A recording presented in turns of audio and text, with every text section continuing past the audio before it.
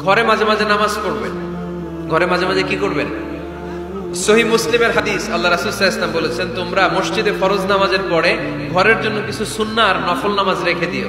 কারণ যারা সুন্নাহ আর নফল নামাজ ঘরে পড়ে, আল্লাহ তাআলা তাদের ঘরটাকে বরকত দিয়ে পূর্ণ করে দেয়। বৃষ্টি যদি হয়, কখনো বৃষ্টি, বাইরে প্রচন্ড বৃষ্টি, আপনি জামাত ধরার জন্য মসজিদে যেতে পারতেছেন না, তখন ঘরের সবাইরে নিয়ে আপনি জামাতের ইমাম হবেন। দরকার আছে না নাই? আপনি ইমাম, আপনার ছেলেরা পেছনে, মেয়েরা পেছনে, নারী পুরুষ একই কাতারে দাঁড়াতে পারে না, তো আপনি ইমাম, পেছনে আপনার ছেলেরা, এর পরের কাতারে আপনার মেয়েরা আর আপনার স্ত্রীরা। পারা যাবে না?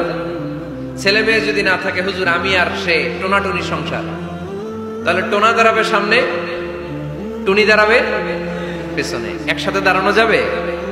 আমি আর আজকে সভাপতি লিয়াকত ভাই দুইজনে মিলে যদি জামাত করি, একসাথে দাঁড়ানো যাবে। আমি এদিকে, লিয়াকত ভাই আমার টানে, ঠিক কিনা? তো টোনা টুনি যদি দাঁড়ায়, টোনা দাঁড়াবে সামনে, টুনি দাঁড়াবে বরাবর পিছনে। মাসালা বুঝতে পেরেছেন? The family that prays together stays together.